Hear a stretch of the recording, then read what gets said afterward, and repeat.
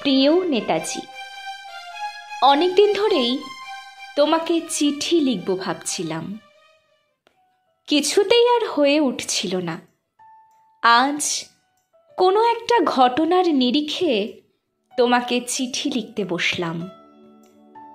ছেলেবেলায় আমাদের দোতলার ড্রয়িং রুমে তোমার ছবি, জন্মদিনে পেতাম বই, সেখানেও তুমি, বাবার গল্পে তোমারই বীরত্ব। দেখতে দেখতে, শুনতে শুনতে ক্রমে আমিও তোমার ভক্ত। বাবা বলতেন ইন্ডিয়ার আরেকজন নেতাজির দরকার ছিল। মা গাইতেন বীর সুভাষের মহান দেশ। দাদু বলতেন ছেলেটাকে ওরা শেষ করে দিল। ঠাম্মার চোখে তখন আঁচলের খুঁট। এসবের মধ্যে বড় হয়ে ওঠা আমিও কেমন একটা ঘোরের মধ্যে থাকতাম। ভাবতাম পারতে, তুমি সব পারতে, যদি আর একবার আমাদের মধ্যে তোমাকে পেতাম। আজ উত্তর 40-এ আমার একই ঘোর। তুমিই পারতে, কেননা দেশের মাটিতে দেশপ্রেমের মতো জোরালো একটা ঝাঁকুনি দেওয়ার ক্ষমতা তখন আর কারো ছিল না। এখনো আছে কি? তোমার হারিয়ে যাওয়ার পর দেশে কত কমিশন বসেছে, ভারতের পূর্ব, পশ্চিম, উত্তর, দক্ষিণ। কোনো পীর, কোনো সন্ত, কোনো দয়ালু বৃদ্ধকে দেখে ভুল করেছে সবাই, ছুটে গেছে তুমি মনে করে, কিন্তু ফিরেছে মাথা নেড়ে। তবুও তোমাকে পাবার আশায় বুক বেঁধেছে।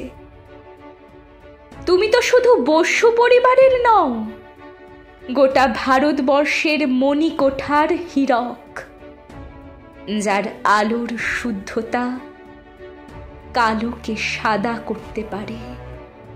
এই বিশ্বাসে ভর করে সবাই ভেবেছিল তুমি আসবেই, কিন্তু এলে না।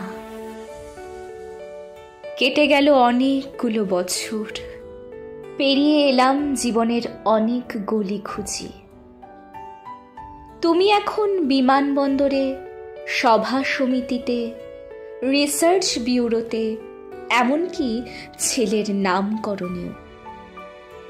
শুধু হৃদয়ে যেন দোলা দেয় না।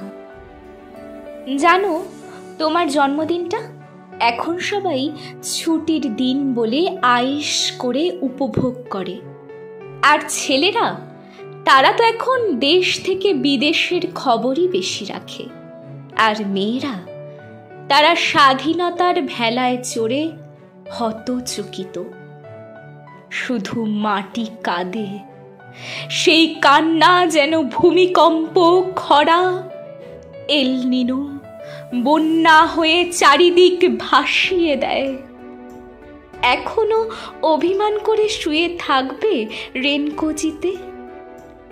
আজ যখন ঘাড়ের উপর AK-47 নিঃশ্বাস, রক্তের হরি খেলা, ধর্মের জিগিরে, তখন শোনাও তোমার সেই আওয়াজ, আমি সুভাষ বলছি।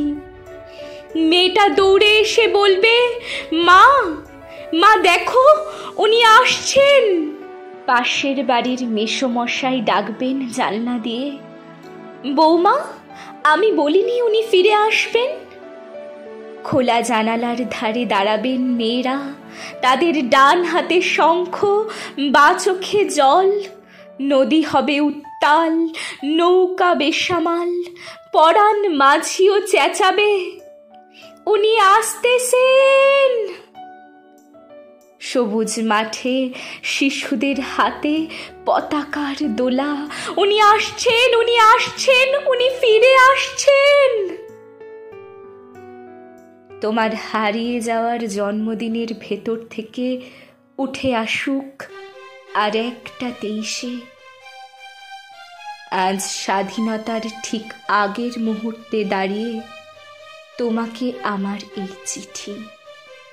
প্রণাম নিও, ভালো থেকো নেতাজি, প্রণাম নিও।